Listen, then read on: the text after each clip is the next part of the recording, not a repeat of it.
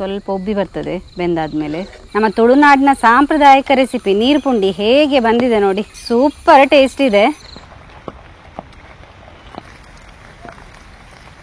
Friends. ಇವತ್ತುಂಟಲ್ಲ ನಾನು ನಮ್ಮ ತುಳುನಾಡಿನ ಸಾಂಪ್ರದಾಯಿಕ ರೆಸಿಪಿ ನೀರು ಪುಂಡಿ ಯಾವ ರೀತಿ ಮಾಡೋದು ಅಂತ ಹೇಳಿ ತೋರಿಸಿಕೊಡ್ತೇನೆ.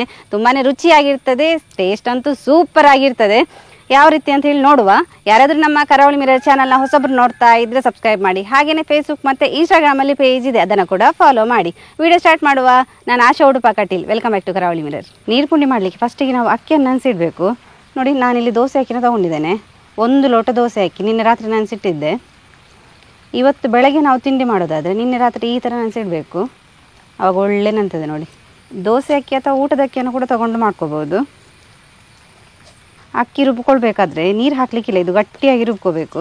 ರುಚಿಗೆ ತಕ್ಕಷ್ಟು ಉಪ್ಪನ್ನು ಕೂಡ ಇವಾಗಲೇ ಹಾಕೋಬೇಕು. ಗಟ್ಟಿಯಾಗಿ ನಾವು ರುಬ್ಬಿಕೊಳ್ಳುವ. ನೋಡಿ, ಇಷ್ಟು ಗಟ್ಟಿಯಾಗಿ ರುಬ್ಬಿಕೊಂಡಾಯಿತು. ನಮಗೆ ಉಂಡೆ ಮಾಡುವ ಹದದಲ್ಲಿ ಇರಬೇಕು ನೋಡಿ, ತುಂಬ ಸ್ಮೂತಾಗಿ ನಾವು ರುಬ್ಕೊಳ್ಬೇಕು.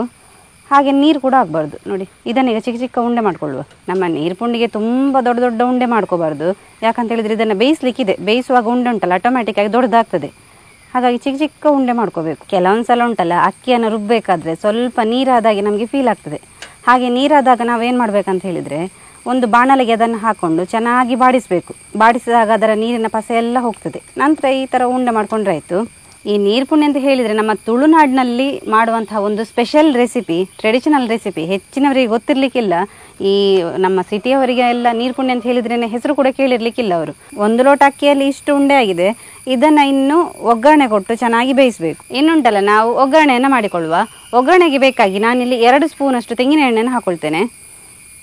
ತೆಂಗಿನ ಎಣ್ಣೆ ಹಾಕಿದರೆ ಪರಿಮಳ ಜಾಸ್ತಿ, ಬೇರೆ ಎಣ್ಣೆ ಕೂಡ ಯೂಸ್ ಮಾಡ್ಕೋಬಹುದು. ಆದರೆ ತೆಂಗಿನ ಎಣ್ಣೆ ಹಾಕಿದರೆ ರುಚಿ ಕೂಡ ಜಾಸ್ತಿ ಬರ್ತದೆ ನಮಗೆ. ಇದಕ್ಕೆ ನಾವು 3/4 ಚಮಚದಷ್ಟು ಸಾಸಿವೆಯನ್ನು ಕೂಡ ಹಾಕೊಳ್ಳುವ. ಅದರ ಒಟ್ಟಿಗೆ 1/2 ಚಮಚದಷ್ಟು ಉದ್ದಿನಬೇಳೆ, ಹಾಗೇನೆ ಒಂದು 1/2 ಚಮಚದಷ್ಟು ಜೀರಿಗೆ. ಸಾಸಿವೆ ಎಲ್ಲ ಚಿಟಪಟ ಸೌಂಡ್ ಆಗಬೇಕು. ಹಾಗೆಯೇ ಉದ್ದಿನಬೇಳೆ ಕೂಡ ಕೆಂಪಾಗೋ ತನಕ ಹುರಿಬೇಕು. ಒಗ್ಗರಣೆ ಎಲ್ಲ ಹಾಕಿದರೆ ಈ ತೆಂಗಿನ ಎಣ್ಣೆ ಘಮ, ಹಾಗೆಯೇ ಒಗ್ಗರಣೆ ಎಲ್ಲ ನಮಗೆ ಬಾಗಿ ಸಿಗ್ತಾ ಇರ್ತದೆ. ತುಂಬ ಚೆನ್ನಾಗಿರ್ತದೆ ಟೇಸ್ಟ್. ಸಿಂಪಲ್ ಆಗಿ ಮಾಡ್ಕೋಬಹುದು, ಏನು ತುಂಬ ಕಷ್ಟ ಇಲ್ಲ. ಈ ಥರ ತಿಂಡಿ ಎಲ್ಲ ಉಂಟಲ್ಲ ನಮ್ಮ ಹಳ್ಳಿ ಕಡೆಯಲ್ಲಿ ಮಳೆಗಾಲದಲ್ಲಿ ಜಾಸ್ತಿಯಾಗಿ ಮಾಡ್ತೇವೆ. ಅದು ಕೂಡ ಆಟಿ ಟೈಮಲ್ಲಿ ಮಾಡುವಂತಹ ರೆಸಿಪಿ. ಈ ಸ್ಕೂಲಿಗೆ ಹೋದ ಮಕ್ಕಳು ಸಂಜೆಗೆ ಏನಾದರೂ ಬೇಕಂತ ಹೇಳಿದರೆ ಒಂದು ಬೇಗನೆ ಮಾಡುವಂತಹ ರೆಸಿಪಿ ಅಂತಲೇ ಹೇಳ್ಬೋದು ಇದನ್ನು. ಕರಿಬೇವನ್ನು ಹಾಕೊಳ್ಳುವ. ಕರಿಬೇವು ಹಾಕಿದ ನಂತರ ಚೆನ್ನಾಗಿ ಫ್ರೈ ಏನಾಗಬೇಕಂತಿಲ್ಲ. ಇನ್ನು ನಾವು ಇದಕ್ಕೆ ಸ್ವಲ್ಪ ನೀರನ್ನು ಹಾಕ್ಕೊಳ್ಳುವ. ನಾವು ನೀರು ಎಷ್ಟು ಹಾಕಬೇಕಂತ ಹೇಳಿದರೆ, ನಮ್ಮ ಉಂಡೆ ಎಲ್ಲ ಮುಳುಗಬೇಕು ಅಷ್ಟು ನೀರು ಹಾಕಿದರೆ ಸಾಕು. ಒಂದು 2 ರಿಂದ 2.5 ಲೋಟದಷ್ಟು ನೀರನ್ನು ಹಾಕೊಳ್ತೇನೆ. ನಮ್ಮ ಉಂಡೆ ಉಂಟಲ್ಲ ಮುಳುಗುವಷ್ಟು ನೀರು ಹಾಕಿದರೆ ಸಾಕು. ಅದು ನೀವು ನೋಡ್ಕೊಳ್ಳಿ, ತುಂಬ ಉಂಡೆ ಮಾಡಿದರೆ ತುಂಬ ನೀರು ಹಾಕಬೇಕಾಗ್ತದೆ. ಉಪ್ಪನ್ನು ಸ್ವಲ್ಪ ಇವಾಗ ಹಾಕ್ಕೊಳ್ಳುವ.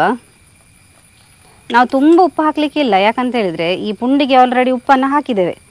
ಈ ನೀರಿಗೆ ಎಷ್ಟು ಬೇಕು ಅಷ್ಟನ್ನು ಸ್ವಲ್ಪ ರುಚಿಗೆ ತಕ್ಕಷ್ಟು ಉಪ್ಪನ್ನು ಹಾಕ್ಕೊಂಡ್ರೆ ಸಾಕು. ಹಾಗೆಯೇ ಒಂದು 3 ಸ್ಪೂನಷ್ಟು ಸಕ್ಕರೆಯನ್ನು ಕೂಡ ಹಾಕೋಬೇಕು.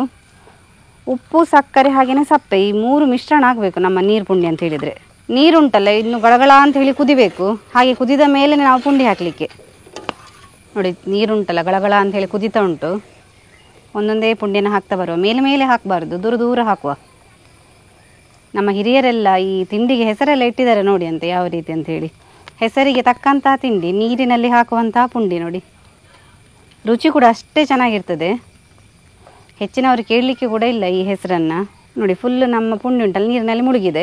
ಇನ್ನು ನಾವು ಇದನ್ನು 15 ರಿಂದ 20 ನಿಮಿಷಗಳ ಕಾಲ ಮೀಡಿಯಂ ಫ್ಲೇಮಲ್ಲಿ ಇದನ್ನು ಬೇಯಿಸುವ. ಇಷ್ಟಾದರೆ ಸಾಕು. ಒಂದು 15 ರಿಂದ 20 ನಿಮಿಷ ಬಿಟ್ಟಾದ ನಂತರ ಈ ಥರ ಆಗ್ತದೆ ನೋಡಿ. ಸ್ವಲ್ಪ ಉಬ್ಬಿ ಬರ್ತದೆ ಬೆಂದಾದ್ಮೇಲೆ.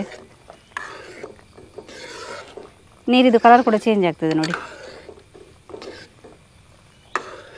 ಸ್ವಲ್ಪ ನೀರು ಮಂದ ಮಂದ ಆಗ್ತಾ ಬರ್ತದೆ. ಯಾಕಂತ ಹೇಳಿದರೆ ಈ ಪುಂಡಿಯದ್ದು ಉಂಟಲ್ಲ ಸ್ವಲ್ಪ ಅಂಶ ನೀರಿಗೆ ಬಿಡ್ತಾ ಬರ್ತದೆ. ನೀರು ಪುಂಡಿ ನೋಡಿ ಅಂತ ಯಾವ ರೀತಿ ಬಂದಿದೆ ಅಂತ ಹೇಳಿ. ಒಳ್ಳೆ ನೀರಾಗಿ ಚೆನ್ನಾಗಿ ಕಾಣ್ತಿದೆ ನೋಡಿ. ನೋಡಿದ್ರಲ್ಲ ಫ್ರೆಂಡ್ಸ್, ನಮ್ಮ ನೀರು ಪುಂಡಿ ಯಾವ ರೀತಿ ಬಂದಿದೆ ಅಂತ ಹೇಳಿ. ತುಂಬಾ ಚೆನ್ನಾಗಿ ಬಂದಿದೆ. ನೀವು ಕೂಡ ಇದನ್ನು ನೋಡಿದ್ರೆ ಉಂಟಲ್ಲ ತಪ್ಪದೆ ಮನೆಯಲ್ಲಿ ಟ್ರೈ ಮಾಡಿ. ಹಾಗೆಯೇ ಈ ವಿಡಿಯೋ ಇಷ್ಟ ಆದರೆ ನಿಮ್ಮ ಫ್ರೆಂಡ್ಸ್ಗೆ, ರಿಲೇಟಿವ್ಸ್ಗೆಲ್ಲ ಹೆಚ್ಚು ಶೇರ್ ಮಾಡಿ. ಯಾರಾದರೂ ನಮ್ಮ ಕರಾವಳಿ ಮಿರರ್ ಚಾನಲ್ನ ಹೊಸಬರು ನೋಡ್ತಾ ಇದ್ದರೆ ಸಬ್ಸ್ಕ್ರೈಬ್ ಮಾಡೋದನ್ನು ಮಾತ್ರ ಮರಿಬೇಡಿ. ಹೀಗೆ ನಮ್ಮ ಚಾನಲ್ನ ಸಬ್ಸ್ಕ್ರೈಬ್ ಮಾಡಿ, ಸಪೋರ್ಟ್ ಮಾಡಿ, ಫಾಲೋ ಮಾಡ್ತಾ ಇರಿ.